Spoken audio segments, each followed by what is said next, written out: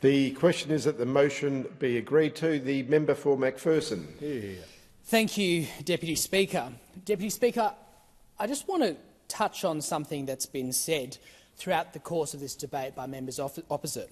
We hear all of these different stats about the government building homes and the government building homes or the government not building homes.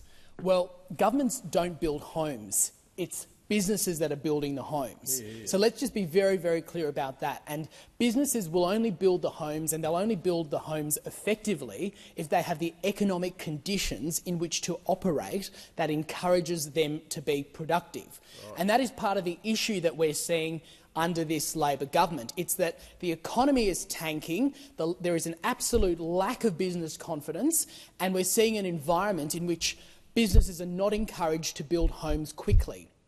We're also seeing a shortage of people who are actually able to build homes. We're seeing a lack of adequate investment in the next generation of Australians who can build homes. So let's be very clear about that. The other thing that I wanted to speak about is this motion mentions the total investment that Labor is very proud of is that it's more than 50 times what the opposition invested in housing enabling infrastructure after almost a decade in office. Well, can I just say this? The Prime Minister over the last 15 years to build the most houses per day, was a coalition Prime Minister, or was a Liberal Prime Minister. The one in second place was also a coalition Prime Minister. In fact, despite being in the middle of a cost of living crisis and a housing crisis, this Prime Minister doesn't even come in the top three. So let's actually be very clear. If they're speaking about having committed $80 billion to date, $80 billion, and who knows what more is going to be broadcast in announcements and fancy openings, they've committed $80 billion to date to build 30,000 houses per year, fewer than what the coalition delivered when we were in office. So let's actually be honest about these figures and honest about these facts. And if that's what those opposite are actually celebrating, that they're spending more to deliver less, then there is something seriously wrong here. So I wanted to make those 2 points. Deputy Speaker, what we're seeing is a government who, quite frankly, and maybe it's no fault of their own, I don't think they understand how.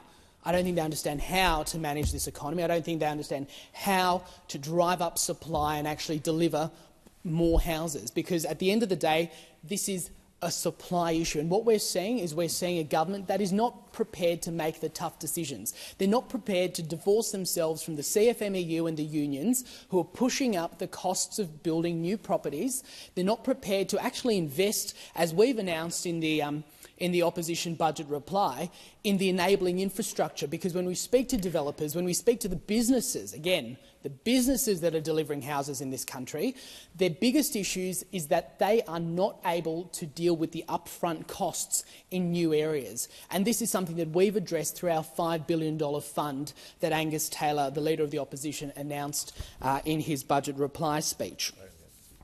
Deputy Speaker, young Australians in particular, but also older Australians, are frustrated by the changes that this government has made, because not only are we not building houses effectively under this government, but they're also making it even harder for young Australians to build.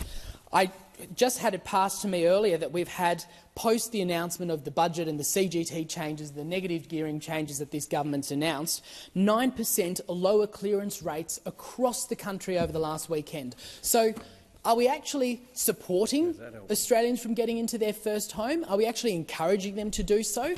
No. What we're seeing is a government that is absolutely invested in one thing, and that is crushing aspiration. They're doing it across the business sector, they're doing it across the economy, and we're seeing it here in the housing space as well. Because young people in my electorate and across the country are not experiencing what those on the government side of this chamber are saying is the reality. They are not experiencing an environment where young Australians, or older Australians even, are able to actually purchase their first home. They're seeing rents that are skyrocketing. We're seeing that all over the Gold Coast. We're seeing not enough houses being built. And under this government's policy, when you're building a new house, they're now going to be pitting investors against first home buyers who are going to be bidding against each other because of this government's changes to negative gearing. So this is a shocking budget we have seen. It does absolutely nothing to encourage the investment in new houses and to help people from getting into the housing